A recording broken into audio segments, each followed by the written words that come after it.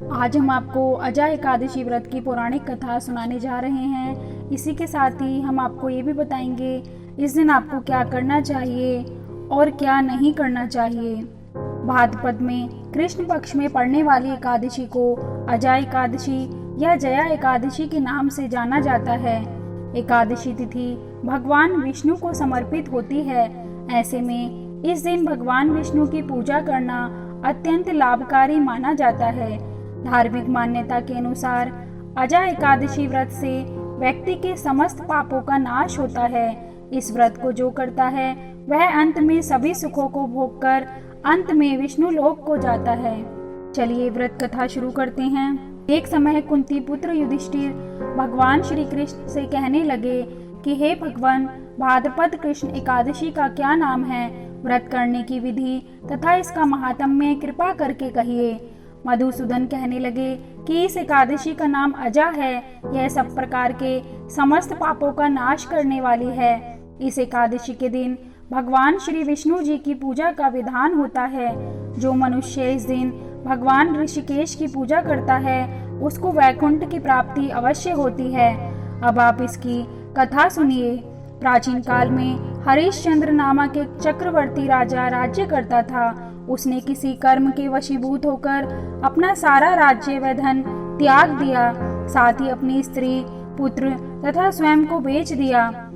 वह राजा चांडाल का दास बनकर सत्य को धारण करता हुआ मृतकों का वस्त्र ग्रहण करता रहा, मगर किसी प्रकार से सत्य से विचलित नहीं हुआ। कई बार राजा चिंता के समुद्र में डूबकर अपने मन में विचार करने लगता कि मैं कहाँ जाऊं, क्या करूं जिससे मेरा उद्धार हो। इस प्रकार राजा को कई वर्ष बीत गए। एक दिन राजा इसी चिंता में बैठा हुआ था कि गौतम ऋषि आ गए। राजा ने उन्हें देखकर प्रणाम किया और अपनी सारी दुख भरी कहानी कह सुनाई। यह बात सुनकर गौतम ऋषि कहने लगे कि राजन, तुम्हारे भाग्य से आज से 7 दिन बाद भाद्रपद कृष्ण पक्ष की अजा नाम की एकादशी आएगी। तुम विधि पूर्वक उसका व्रत करो। गौतम ऋषि ने कहा कि इस व्रत के पुण्य प्रभाव से तुम्हारे समस्त पाप नष्ट हो जाएंगे। इस प्रकार राजा से कहकर गौतम ऋषि उसी समय अंतर ध्यान हो गए। राजा ने उनके कथनानुसार एकादशी आने पर विधि पूर्वक व्रत व जागरण किया। उस व्रत के प्रभाव से राजा के समस्त पाप नष्ट हो गए। स्वर्ग से बाजे बजने लगे और पुष्पों की वर्षा होने लगी। उसने अपने मृतक पुत्र को जीवित और अपनी स्त्री को वस्त्र तथा आभूषणों से युक्त देखा।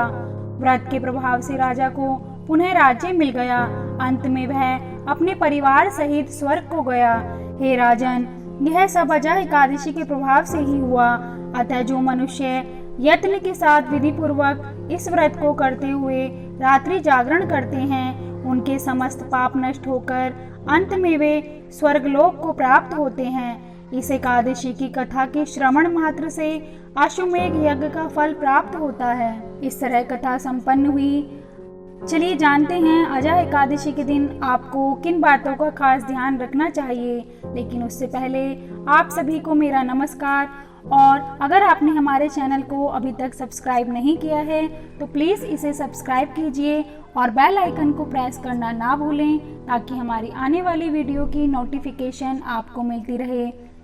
शास्त्रों में एकादशी के दिन चावल खाने को वर्जित बताया गया है। मान्यता है कि एकादशी के दिन चावल खाने से व्यक्ति अगले जन्म में रेंगने वाले जीव की योनि में जन्म लेता है। इसलिए अजा एकादशी के दिन भी भूलकर भी चावल का सेवन नहीं करना चाहिए। एकादशी का व्रत श्री हरि के प्रति समर्पण भाव दिखाता है। इसलिए अजा एकादशी के दिन खान पान और बर्ताव में संयम का ध्यान रखना चाहिए।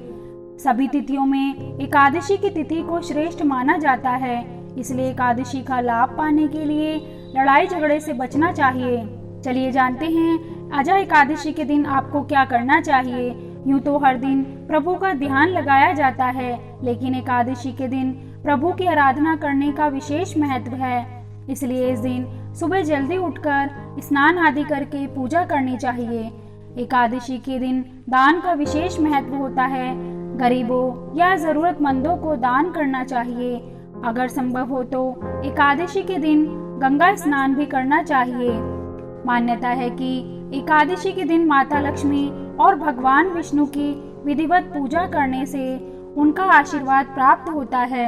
विवाह के लिए एकादशी के दिन केले या हल्दी का दान करना बहुत ही उत्तम माना जाता है। दोस्तों, अगर आपको हमारी वीडियो पसंद आई हो तो कमेंट करके प्लीज़ बताइए और लाइक एंड शेयर करना ना भूलें। Thank you.